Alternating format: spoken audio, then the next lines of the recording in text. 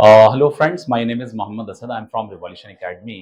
जैसा कि आप जान रहे हैं कि हम कई रोज़ से आपको इंग्लिश के लेक्चर्स अपलोड कर रहे हैं और डे 1, डे 2, डे 3, डे 4 तक हो चुका है। अब हमने डे 5 शुरू किया है। हमने कल आपको ये कमिट किया था कि हम प्रेजेंट इंडेफिनिट टेंस का आज हम ओवरव्यू करेंगे, करेक्ट? तो प्रेजेंट इंडेफिनिट टेंस में मैंने आपको सिंपल प्रेजेंट टेंस या प्रेजेंट इंडेफिनिट टेंस करा दिया है। प्रेजेंट इंडेफिनिट के बाद प्रेजेंट कॉन्टिन्यूअस करा दिया है, प्रेजेंट परफेक्ट करा दिया है, प्रेजेंट परफेक्ट कॉन्टिन्यूअस करा दिया है। हालांकि इन सभी के अंदर चार चार जो सब टाइप्स हैं, अफर्मेटिव, नेगेटिव, इंटरोगेटिव और इंटरोगेटिव नेगेटिव, ये सारा भी हमने उसमें करा दिया है। अब हमारी वीडियोस को जाकर के डे 1, डे 2, डे 3, डे 4 को देख सकते हैं आप लोग। इसमें भी हम उसका लिंक शेयर कर देंगे।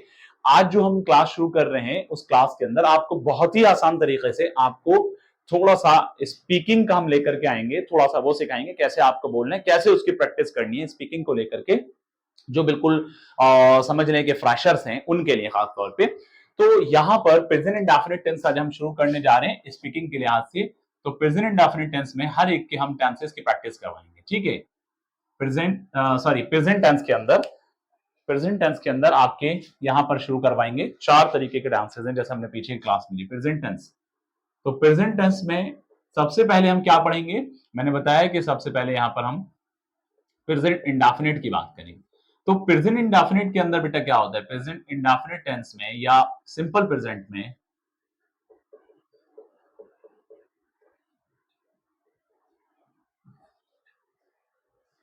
प्रेजेंट इंडेफिनिट टेंस या सिंपल प्रेजेंट टेंस, ठीक है?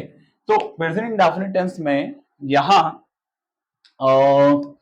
Affirmative, negative, interrogative, interrogative negative, ये चार तरीके की सब टाइप्स होते हैं। तो सबसे पहले हम इसका अफर्मेटिव, जैसा मैंने बताया था कि प्रेजेंट इंडेफिनिट टेंस में अगर मैं इसके अफर्मेटिव की बात करूंगा तो इसके अफर्मेटिव का फॉर्मूला क्या होता है? आज हम इसका रिवाइज कर रहे हैं, ठीक है? अफर्मेटिव का फॉर्मूला क्या है? सब्जेक्ट प्लस वर्ब की फर्स्ट फॉर्म प्लस एस या ईएस प्लस ऑब्जेक्ट। इसी तरह से इसका नेगेटिव की अगर बात करेंगे तो इसके नेगेटिव का फॉर्मूला क्या बनेगा? भाई इसके नेगेटिव का जो है आपका सब्जेक्ट प्लस डू या does plus not plus verb की फर्स्ट फॉर्म आएगी एंड देन ऑब्जेक्ट। इसी तरह से इसके इंटरोगेटिव की बात करेंगे तो इंटरोगेटिव में इसका क्या रहता है? इंटरोगेटिव में आपका हेल्पिंग वर्ब से बनता है, डू या does plus subject plus verb की फर्स्ट फॉर्म प्लस ऑब्जेक्ट। फिर इसी तरह से इसका इंटरोगेटिव निगेटिव रहेगा, इंटरोगेटिव निगेटिव। तो इंटरोगेटिव निगेटिव के अंदर किस तरह से रहता है? डू या does plus subject plus not plus verb की first form and then object. तो ये चार तरीके के हमने यहां पर आपको कल ये चांसेस के बारे में सिखाया था, कल और परसों की क्लास में और उससे पहले वाली क्लास में। तो यहां जो है असल में मैंने फॉर्मूले इसलिए लिखे ताकि आपको याद रहे हम बोलते वक्त कैसे इसका यूज करेंगे। तो देखिए, एक सेंटेंस अगर मैं बोलता हूं कि मैं रोज पार्क जाता हूं, मैं रोज पार्क जाता हूं, तो मैं रोज पार्क जाता हूं ये आपका अफर्मेटिव की एग्जांपल है। तो I go to park, I go to park, I go to park. रोज के लिए क्या रहेगा? एवरी डे, एवरी डे, या इसको डेली भी यूज कर सकते हैं, ठीक है? I go to park every day, I go to park every day. इसी का दोस्तों अगर नेगेटिव बनाएंगे तो नेगेटिव में क्या रहेगा? नेगेटिव में क्या रहेगा? I don't go to park every day. क्या रहेगा नेगेटिव में? I don't go to park every day. अगर इसी का हम इसी तरह से आपको प्रैक्टिस करनी है, इसी का अगर हम इंटरोगेटिव बनाते हैं तो कैसे बनाएंगे? Do I go to park every day. सही है? तो यहां क्वेश्चन मार्क है। इसी तरह से अगर हम इसका इंटरोगेटिव निगेटिव बनाते हैं तो इसको कैसे बनाएंगे? Do I not go to park every day. कई बच्चे क्या करते हैं? डू नॉट को या डज नॉट को एक साथ रख लेते हैं। ऐसा नहीं होगा, निगेटिव में तो आ जाता है लेकिन ये इंटरोगेटिव में ब्रेक हो जाता है, सब्जेक्ट उसके बीच में आता है। तो do I not go to park every day, correct? तो कुछ इस तरह से यहां पर रहेगा। अब इस तरह से इसके कई सारे सेंटेंस की हम इस तरह प्रैक्टिस करते हैं। देखिए, जब भी आप अपनी प्रैक्टिस करेंगे घर के अंदर या अपने जहां भी आप सेल्फ स्टडी करते हैं उसमें बैठ करके, तो एक्चुअली आपको अभी फ्रेशर होने के नाते स्टार्टिंग से आपको इस तरह से अपना बेस बनाना है कि किसी भी एक सेंटेंस को लेकर के ऐसे अभी डिफरेंट सेंटेंस एक साथ नहीं करने, वो आगे चल करके करवाए जाएंगे। तो फिलहाल अभी ऐसे करने, जैसे मैंने एक सेंटेंस लिया, मैं पार्क रोजाना जाता हूं, I go to park every day, ठीक है, या daily. I don't go to park every day, do I go to park every day, do I not go to park every day. अब इसी तरह से अगर मैं डिफरेंट सेंटेंस और मैं यहां पर यूज करता हूं कि मैं आपको पढ़ाता हूं, तो आई टीच यू, मैं आपको नहीं पढ़ाता हूं, I do not teach you, क्या मैं आपको पढ़ाता हूं, डू आई टीच यू, क्या मैं आपको नहीं पढ़ाता हूं, do I not teach you. Clear. इसी तरह से कोई दूसरा सेंटेंस लेते हैं कि वह मुझे जानता है, वह मुझे जानता है, तो ही नोज मी, वह मुझे नहीं जानता है, he doesn't know me, he doesn't know me. वहां पर ही होने की वजह से वर्ब में हमने एस या एस का यूज किया है, जैसे कि आप लोग देख रहे हैं, सुन रहे हैं, ठीक है। इसी तरह से वह मुझे जानता है, ही नोज मी, वह मुझे नहीं जानता है, ही डज नॉट नो मी या ही डजंट नो मी, क्या वह मुझे जानता है। जब क्या से शुरू कर रहे, तो ये कौन सा टेंस है, प्रेजेंट टेंस है, प्रेजेंट इंडेफिनिट टेंस है, तो इसका हेल्पिंग वर्ब क्या है, डू और डज, और इसका सब्जेक्ट सिंगुलर की शुरुआत हो रही है, तो बेटा सिंगुलर शुरुआत होने की वजह से यहां पर आप डज का यूज करेंगे। तो यहां पर क्या करेंगे, डज ही नो मी, क्या वह मुझे नहीं जानता है, डज ही नॉट नो मी। समझ में बात आ रही है। इसी तरह से कोई दूसरा सेंटेंस ले लीजिए कि मैं रिवॉल्यूशन एकेडमी में इंग्लिश पढ़ता हूं, मैं रिवॉल्यूशन एकेडमी में इंग्लिश पढ़ता हूं, तो आई I study I study English in the Revolution Academy.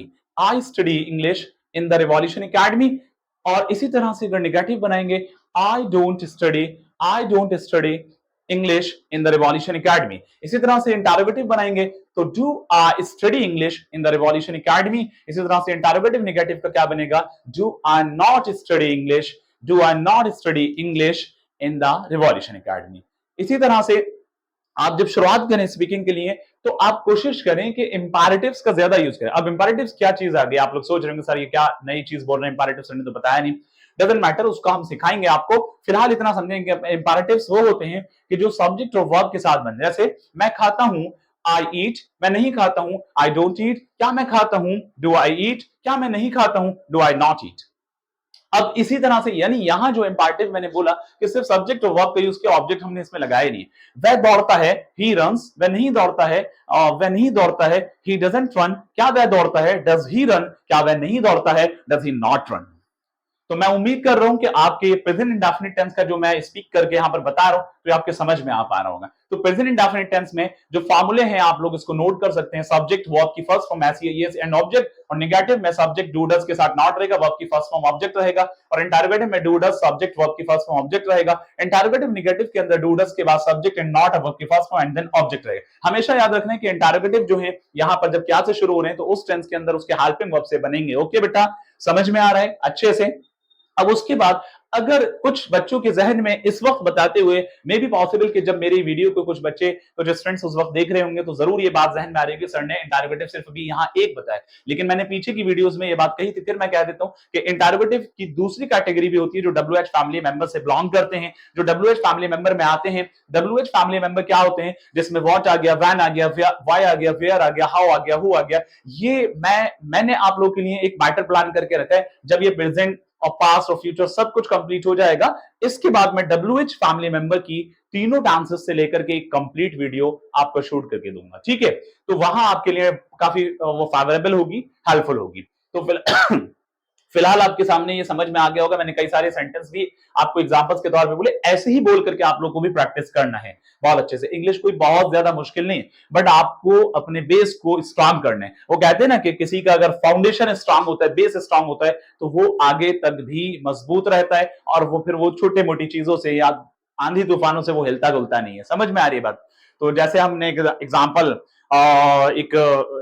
बच्चों को कई बार ड्यूरिंग क्लास में हमने दिया है कि अगर हम माउंटेन की बात करें, तो माउंटेन ऐसा ही है कि वो आंधी तूफानों से हिलता जुलता नहीं है। समझ रहे, क्योंकि उसका जितना ऊपर है उतना नीचे भी फाउंडेशन है, उसका फाउंडेशन बड़ा स्ट्रांग होता है, ठीक है, बेस बड़ा मजबूत होता है।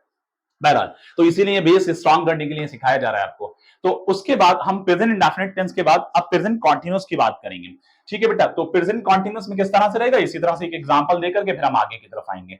तो यहां जिन बच्चों ने इसको दिखा है वो नोट कर सकते हैं, ठीक है। प्रेजेंट कॉन्टिन्यूअस टेंस अब शुरू कर रहे हैं यहां पर।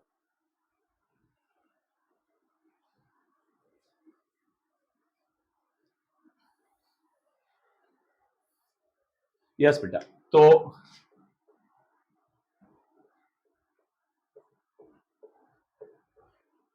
प्रेजेंट कॉन्टिन्यूअस टेंस के अंदर अफर्मेटिव में हम क्या करेंगे, subject, subject plus is, am, are plus verb की first form plus ING plus object, subject plus verb की first form plus ING plus object. Present continuous के निगेटिव में क्या होगा, यहां पर निगेटिव में क्या होगा प्रेजेंट कॉन्टिन्यूअस के, इसमें आपका subject plus is, am, are plus not plus verb की first form plus ING plus object. ठीक है बेटा। अब इसी तरह से इसके इंटरोगेटिव में क्या होगा, तो हेल्पिंग वर्ब से बनेंगे, जैसे मैंने पीछे भी बताया, is, am, are plus subject plus verb की first form plus ING and then object आएगा। फिर इसी तरह से इसके नेगेटिव में इज, एम, आर रहेगा एंड सब्जेक्ट रहेगा, फिर नॉट रहेगा, फिर वर्ब की फर्स्ट फॉर्म रहेगा, फिर देन इन आईएनजी रहेगा और उसके बाद ऑब्जेक्ट आ जाएगा। ओके इसका एक एक एग्जांपल ले लेते हैं। जैसे मैंने कहा कि मैं यहां नहीं आ रहा हूं, सपोज कि मैं एक सेंटेंस यहां पर रख रहा हूं, मैं यहां नहीं आ रहा हूं, तो आई, सॉरी पहले अफर्मेटिव बनाना है, मैं यहां आ रहा हूं, तो आई एम कमिंग हेयर, मैं यहां आ रहा हूं, आई एम कमिंग हेयर। मैं यहां नहीं आ रहा हूं, I am not coming here, I am not coming here. ठीक है। इसी तरह से बेटा नेक्स्ट बनेगा, क्या मैं यहां आ रहा हूं, तो am I coming here, am I coming here. इसी तरह से आपका नेक्स्ट रहेगा यहां पर क्या मैं यहां नहीं आ रहा हूं, am I not coming here,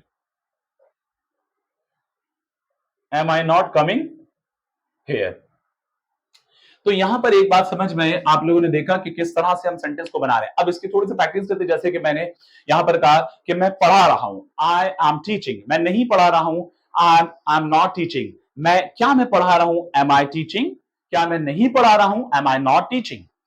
इसी तरह से दूसरे सब्जेक्ट को लेकर के, क्योंकि मैंने आपको बताया यहां पर 3 हेल्पिंग वर्ब है, तो जैसे मैंने आपको सिखाया था बेटा कि इज जो है वो जितने भी सिंगुलर सब्जेक्ट हैं आपके, ही हो गया, शी हो गया, और आपका दिस है, और इट है, और इसी तरह से नाउन, तो इन सब के साथ आपका इज जाता है, और एम जो जाता है बेटा वो आई के साथ जाता है, और आर जो रहता है वो यू वी दे के साथ रहता है, यू वी दे के साथ रहता है। तो ये चीजों को जरा सबको जहन में रखना है।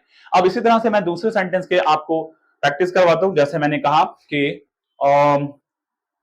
वह वह कह सकते हैं कि वह इंग्लिश पढ़ रहा है, तो ही इज रीडिंग इंग्लिश। वह इंग्लिश पढ़ नहीं पढ़ रहा है, he is not reading English. क्या वह इंग्लिश पढ़ रहा है, इज ही रीडिंग इंग्लिश। क्या वह इंग्लिश नहीं पढ़ रहा है, is he not reading English. इसी तरह से वह गाना गा रही है, she is singing a song, she is singing a song. आपने देखा सॉन्ग के पहले हमने आ का यूज किया, क्योंकि ये काउंटेबल है, इसलिए यहां पर इंडेफिनेट आर्टिकल लगेगा, और इंडेफिनेट आर्टिकल में भी ये कॉन्सोनेंट साउंड होने की वजह से यहां पर ए का यूज हुआ है। बहरहाल हम इंडेफिनेट आर्टिकल, और सॉरी आपके आर्टिकल का जो एक टॉपिक है उसके बारे में बाद में बात करेंगे, उसको डिटेल में बताएंगे।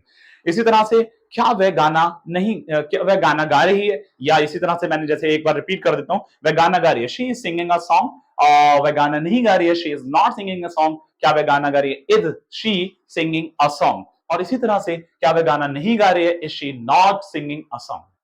सिमिलरली अगर आर को लेकर के हम एग्जांपल्स लेते हैं, तो जैसे मैंने कहा वह लोग क्रिकेट खेल रहे हैं, they are playing cricket, those people are playing cricket, both are the correct sentence. तो वह लोग के लिए हम दे या दोस पीपल लगा सकते हैं। तो they are playing cricket, they are not playing cricket, are they playing cricket, are they not playing cricket.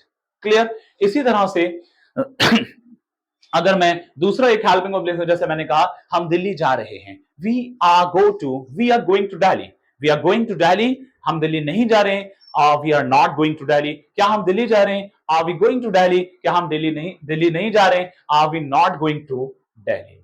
Clear है। तो ये था आपका प्रेजेंट कॉन्टिन्यूअस। अब प्रेजेंट कॉन्टिन्यूअस के बाद हम प्रेजेंट परफेक्ट की प्रैक्टिस कराएंगे। मैं उम्मीद करता हूं ये सबके समझ में आया होगा। ठीक है। ये आपका पूरा एक सभी चीज का ये यहां पर हम ओवरव्यू कर रहे हैं। ठीक है। जो भी प्रेजेंट टेंस हमने लिखे हैं, ये प्रेजेंट टेंस का यहाँ पर ओवरव्यू कराया जा रहा है। जिन बच्चों ने पीछे की क्लास करें उनके लिए बिल्कुल समझ में आ रहा होगा। ठीक है।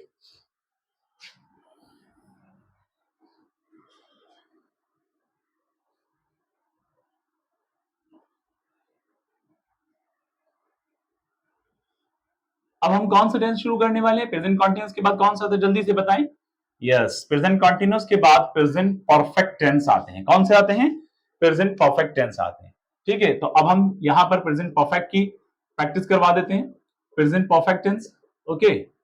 तो प्रेजेंट परफेक्ट टेंस के अंदर जो हेल्पिंग वर्ब है वो हैज हैव है।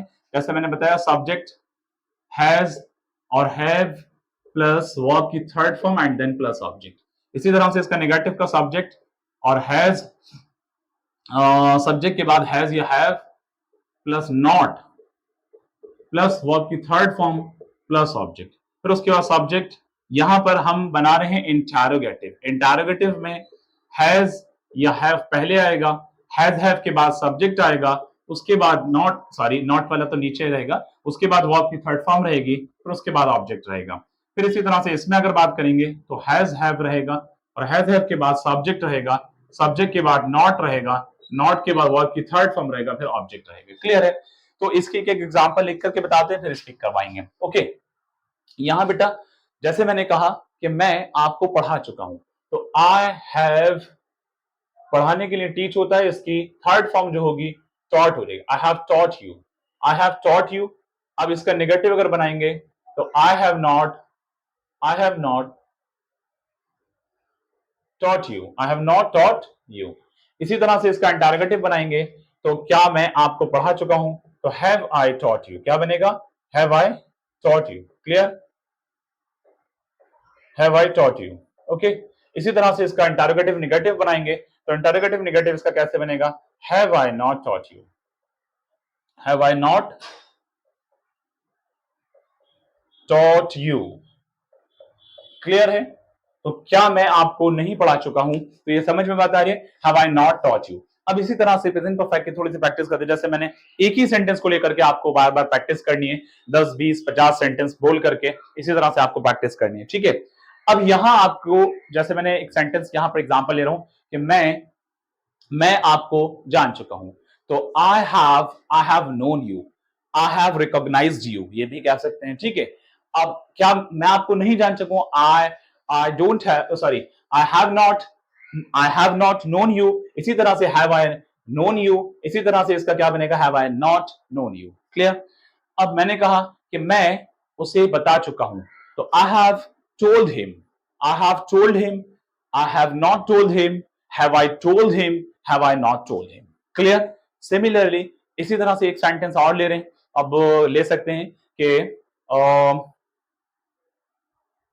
हैज के साथ ले लेते हैं, क्योंकि हैव के तो हमने कई बना लिए, हैज के साथ ले लेते हैं। तो हैज में ही शी का यूज कर लेते हैं। चलिए, मैंने कहा कि वह आपको कह चुका है। ठीक है, वह आपको कह चुका है, तो he has said you, he has not said you, और has he said you, has he said you. इसी तरह से दूसरा बनाएंगे, has he not said you. Clear? तो ये था आपका प्रेजेंट परफेक्ट टेंस। अब प्रेजेंट परफेक्ट टेंस में ये याद रखना है, हैज हैव होते हैं हेल्पिंग वर्ब, सिंगुलर सब्जेक्ट के साथ हैज जाता है, प्लूरल सब्जेक्ट के साथ हैव रहता है, और वर्ब की थर्ड फॉर्म रहती है। ओके बेटा, सबका क्लियर है? अब हम शुरू करेंगे प्रेजेंट परफेक्ट कॉन्टिन्यूअस। ठीक है, तो प्रेजेंट परफेक्ट कॉन्टिन्यूअस को देखिए कैसे बनता है। इसके अंदर सिंस फॉर का यूज होता है। ठीक है, पीछे की क्लास में मैंने आपको बताया था।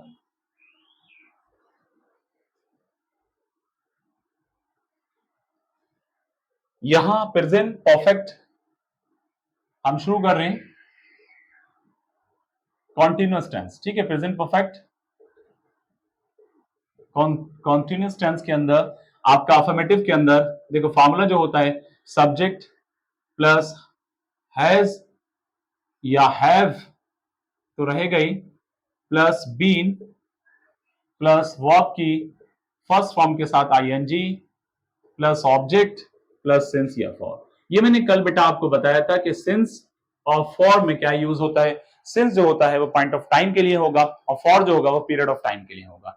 अब ठीक है, इस तरह से आपका रहेगा। यहां आपके सामने इसी तरह से इसका नेगेटिव का फॉर्मूला होगा, सब्जेक्ट प्लस हैज या have plus not plus been plus verb की first form plus ING plus object and since और फॉर रहेगा लास्ट में।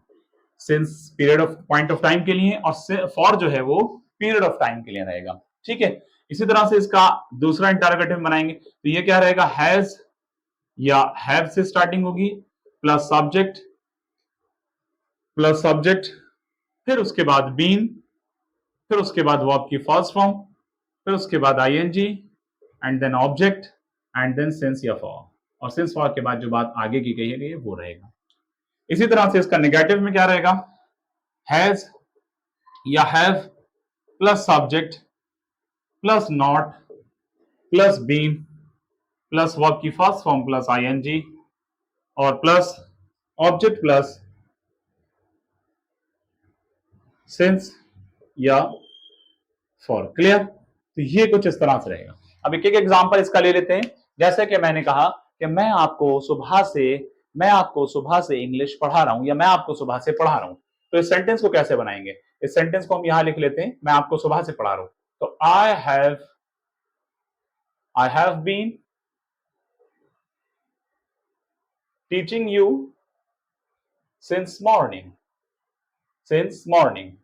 तो यहां बात समझ में आ रही है? I have been teaching you since morning, यहां मेंशन कर देने क्योंकि बोर्ड क्रॉस कर रहे हैं। ठीक है, I have been teaching you since morning. इसी तरह से इसका नेगेटिव अगर बनाएंगे तो इसका नेगेटिव इस तरह से ले सकते हैं, I have not been teaching you since morning. ठीक है, I have not been teaching you since morning. इसी तरह इसका इंटरोगेटिव अगर बनाएंगे तो इंटरोगेटिव में मैंने बताया कि बेटा यहां पर हैव से स्टार्टिंग होगी, तो यहां पर आई लग रहा है तो इसलिए हैव लगेगा। Have I been teaching you since morning. Okay, यहां क्वेश्चन मार्क लगे। अब अगर इसी का इंटरोगेटिव नेगेटिव बनाएंगे तो इसको कैसे बनाएंगे, have I not been teaching you since morning. Okay, यहां बेटा इस तरह से ये हमने चारों एग्जांपल्स आपके सामने रख दिए, अफर्मेटिव, नेगेटिव, इंटरोगेटिव, नेगेटिव। अब इसको थोड़ा सा और प्रैक्टिस कर लेते हैं और सेंटेंस से देख लेते हैं। जैसे मैंने कहा कि मैं आपको 1 घंटे से बुला रहा हूं या वह मुझे 1 घंटे से बुला रहा है, तो he has been calling me for an hour. Correct, वह मुझे 1 घंटे से नहीं बुला रहा है, he has not calling me for an hour. क्या वह मुझे 1 घंटे से बुला रहा है, has he been calling me for an hour. और क्या वह मुझे 1 घंटे से नहीं बुला रहा है, has he not been calling me for an hour. तो यहां पर हमने ये देखा, मैं आपको बचपन से जान रहा हूं। तो अब बचपन से जान रहा हूं, मैं आपको बचपन से जान, तो I have been knowing you since childhood. ठीक है, I have not been knowing you since childhood, ये नेगेटिव में बना लिया। इसी तरह इंटरोगेटिव में, क्या मैं आपको बचपन से जान रहा हूं, have I been knowing you since childhood. क्या मैं बचपन से आपको नहीं जान रहा हूं, have I not been knowing you since childhood. Similarly अगर मैंने कहा कि आप सुबह